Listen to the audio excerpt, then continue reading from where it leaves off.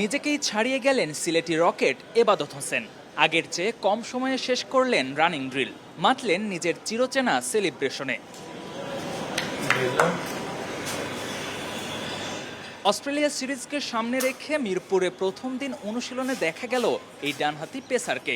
স্বল্প সময়ের অনুশীলনে মূলত রানিং ড্রিলেই ব্যস্ত ছিলেন তিনি। ফাঁকে ফুটবল নিয়ে অনুশীলন করা পেসার হাসান মাহমুদ ও মুশফিক হাসানের সঙ্গে কথা বলতেও দেখা যায় এবাদতকে।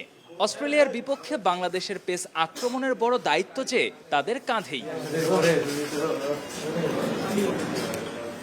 যদিও সন্তান সম্ভাবনা স্ত্রীর পাশে থাকতে বিসিবির কাছ থেকে ছুটি নিয়েছিলেন তিনি, তবে শরীফুল ইসলাম ও নাহিদ রানা চোটে পড়ার পর পরিস্থিতি বদলে যায়। দলের প্রয়োজন বিবেচনায় এবাদতকে ফের দলে যোগ দেওয়ার অনুরোধ জানায় বিসিবি। জাতীয় দলের ডাকে সাড়া দিয়ে দ্রুতই মাঠে ফিরে এসেছেন এই অভিজ্ঞ পেসার।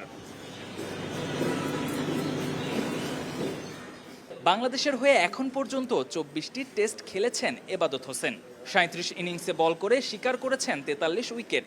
শুক্রবার দলের সঙ্গে অস্ট্রেলিয়ার উদ্দেশ্যে রওনা দেবেন এই ডানহাতি পেসার। অজিদের বিপক্ষে আসন্ন সিরিজে নিজের উইকেট সংখ্যা আরও সমৃদ্ধ করার সুযোগ থাকছে তার সামনে। KM Sony, star play.